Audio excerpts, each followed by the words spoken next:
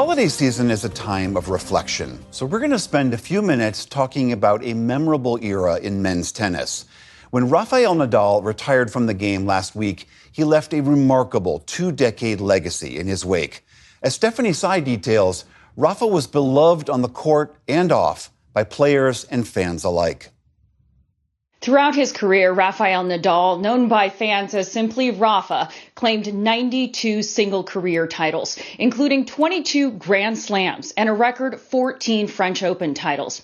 The two-time Olympic gold medalist played his last career match in the Davis Cup last week, which was held in his home country.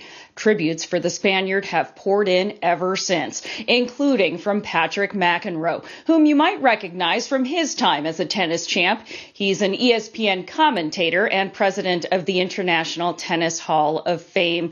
Patrick McEnroe, it's a pleasure to have you on the NewsHour. You know, I first saw Rafa play in 2010 at the U.S. Open, and I just remember this guy with a modest demeanor that really belied the fire and intensity of his tennis.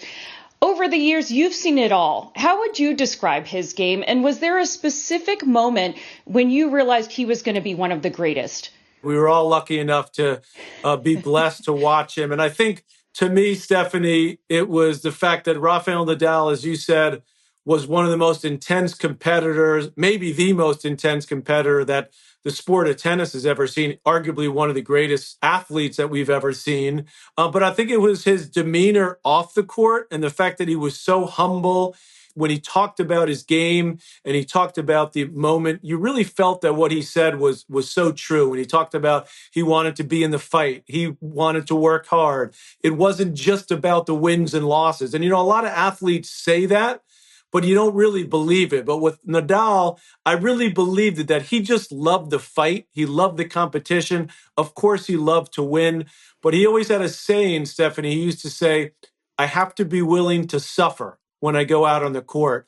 Now, he suffered physically over the years, but of course, he made a lot of his opponents suffer in another way, particularly on that red clay where he was just basically unbeatable for years and years. And I saw him for the first time in a competitive match in the Davis Cup final when I was a captain for the U.S. We were playing in Seville in a soccer stadium in the final, and they put in this young teenager, and we thought to ourselves, oh, maybe we've got a shot. This is before he'd won the French. Maybe we could beat this guy. And when I saw him beat Andy Roddick in that Davis Cup match in front of the home crowd of 35,000 people, I thought, wow, this guy is different. And he sure turned out to be very different. He was barely driving age at that time, Patrick. We were all, of course, bracing for the last few years for his retirement. I don't think anyone wanted his run to end. I want to play a little bit of what Nadal said recently about his decision. At the end of the day, I'll relate to the question of myself. It's about, okay, I can hold for one more year, but why? I mean, to say goodbye in every single tournament, I mean, I don't have that ego to need that. Ego is something one seldom associated with Nadal. In fact, Roger Federer said the one word he would use to describe his former rival is kind. Patrick, what kept him so grounded, and what impact has that had on the game? He's a real family person. His uncle was a legendary football player, soccer player for Spain. His uncle, of course, Uncle Tony, became his coach at a young age, and he really guided him. And he made it more about being a sportsman and being disciplined as a player, but also as a person. And that's what made him so popular, not just for what he did on the court, but who he was as a person on and off the court. Well, he was known as the king of clay, a surface which you also know very well, Patrick, dominant on that surface at the French Open. He's also, though, a lefty. Is his style of tennis, his grip on the racket, his approach, something we're seeing influence younger generations? Is it impossible to imitate?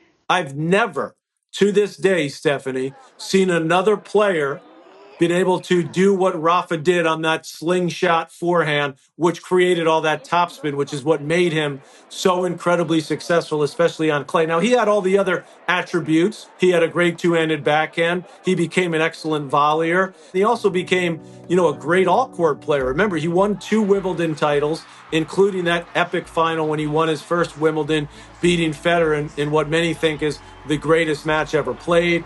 But what also sticks in my mind is the last major he won outside of Paris in Australia. I was in the studio in Bristol, Connecticut for ESPN because it was just after COVID. And he was 2 sets to love down and a breakdown. And I remember saying to myself, this is over. Daniil Medvedev is going to win this match. He was totally outplaying Rafa. And Nadal came back and won that in 5 epic sets. He had other 5 epic setters against Djokovic, especially in Australia. But that one late in his career really kind of epitomized the desire, the tenacity, the ferocity that Nadal brought to the court every single time he stepped out there, win or lose. You talk about Roger Federer, Nadal, Federer, Djokovic. These were known as the big 3. And of course, Djokovic is the only one that has not retired at this point. Had men's tennis ever seen an era like this, Patrick? Absolutely not. Federer set the bar. Then Nadal was right there with him. And then Djokovic, who for a long time was number 3 behind those big 2, just kept creeping up, and eventually has surpassed all of them now with 24 majors. Now, the one regret that I think Nadal probably has, Stephanie, that he'll never admit to, but that he missed a lot of majors because of injury. And he played with so much intensity, so much physicality that when we first saw him, we thought this guy's not going to play until, maybe his late 20s. Of course, he ended up playing into his late 30s. But I think his dynamic style of play and that ferociousness that he played with eventually caught up to him. But it was still remarkable to see that both Federer and he, and now Djokovic, have been able to play at a high level into their mid to late 30s. And I always knew, Stephanie, that when Rafa knew that he couldn't compete, a little bit goes back to that soundbite you played from him, that he wouldn't be able to be competitive in the big tournaments, that he would walk away. He probably could have won a few matches in a lot of tournaments, but he didn't think that he could actually win it. And that's why he finally said, no mas. Patrick McEnroe, thank you so much for truly the insider's view on this. Thank you for having me.